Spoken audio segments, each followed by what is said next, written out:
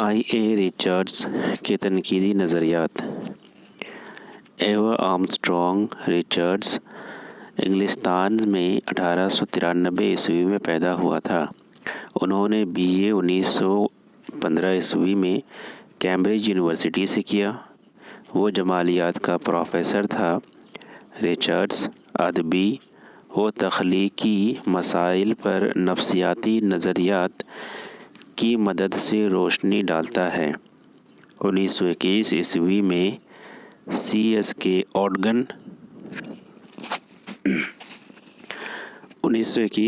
میں CS کے اوڈگن اور جے وارڈ کے ساتھ مل کر جمالیات کی بنیادیں تصنیف کی۔ اس کے علاوہ ان کے تصانیف معنی کے معنی، ادبی تنقید کے اصول، سائنس اور شاعری، عملی تنقید وغیرہ ہے۔ انہوں نے 20ویں صدی میں عملی تنقید کو ایک نئے طریقہ کار کے طور پر پیش کیا تھا۔ ان کی تنقید نگاری سے تنقید میں نفسیاتی اسکول کا آغاز ہوتا ہے۔ ان کا ماننا ہے کہ شاعری ایک ذریعہ ہے جو ہدایت دیتی ہے اور جذبات کو ابھارتی ہے۔ شاعری کا مخصوص اثر یہ ہے کہ وہ رخ اور رویے متعین کرتی ہے۔ انہوں نے ادب کو سائنس کی نظر سے دیکھا ہے۔ وہ شاعری کو زندگی کے لیے ضروری سمجھتا ہے، کیونکہ سائنس ہمیں وہ چیز نہیں دے سکتی جو شاعری ہمیں دیتی ہے اور دے سکتی ہے۔ وہ ہر سائنسی سطح پر صحیح اشاروں اور جذباتی اشاروں میں فرق کرتا ہے۔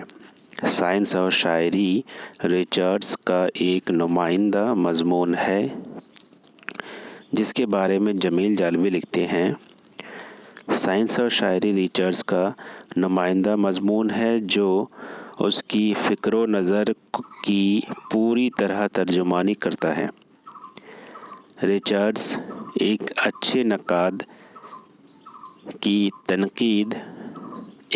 نقاد کی 3 خصوصیات بتاتا ہے۔ نمبر 1، تنقید نگار میں کسی مخصوص تجزیہ تک پہنچنے کی صلاحیت ہو اور اس صلاحیت کو اس نے مشکل سے سنوار لیا ہو۔ نمبر 2، تنقید نگار میں مختلف تجربات کے درمیان فرق کرنے کی صلاحیت ہو۔ نمبر 3، تنقید نگار یا نقاد کے پاس مستقل فیصلہ کن اقدار ہو جن کے حوالے سے وہ کسی نظم کے تجربے کو بیان کر سکے۔ ریچرڈز زبان و معنی کے رشتے پر زور دیتا ہے۔ اس نے اس سلسلے میں اشاریات کی سائنس ایجاد کی ہے۔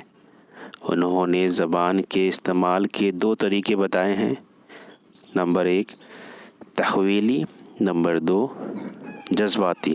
تحویلی طریقہ افکار و اشیاء کا حوالہ پیش کرنے کے لیے استعمال کیا جاتا ہے۔ سائنس اور فلسفے کی زبان تحویلی کہا جاتا ہے۔ جذباتی طریقہ اس لیے استعمال کیا جاتا ہے کہ ان افکار و اشیاء سے جو جذبات پیدا ہوئے ہیں ان کو بروئے کار لایا جائے۔ شاعری کی زبان کو جذباتی کہا جاتا ہے۔ ریچرڈز شاعری کو زندگی کے لیے ضروری سمجھتا ہے۔ ان کا کہنا ہے کہ سائنس ہمیں وہ چیزیں نہیں دے سکتی جو شاعری ہمیں دیتی ہے اور دے سکتی ہے۔ اس سے پتہ چلتا ہے کہ وہ شاعری کو سائنس سے زیادہ ترجیح دیتے ہیں۔ سائنس زندگی کو کتنا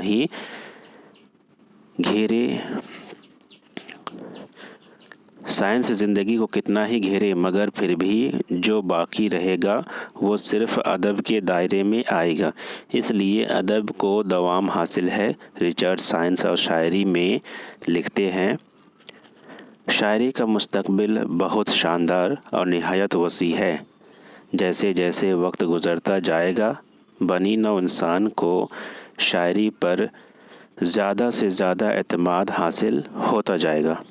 المختصر رے چارلس 20ویں صدی کا ایک معروف نقاد ہے جنہوں نے تنقید کو فکر کی روشنی عطا کی اور سائنسی طریقہ کار کا اظہار کرتے ہوئے سائنس کی ایک شاخ نفسیات پر پرزور دیا۔ انہوں نے سائنس سے زیادہ شاعری کو زندگی کے لیے ترجیح دیا۔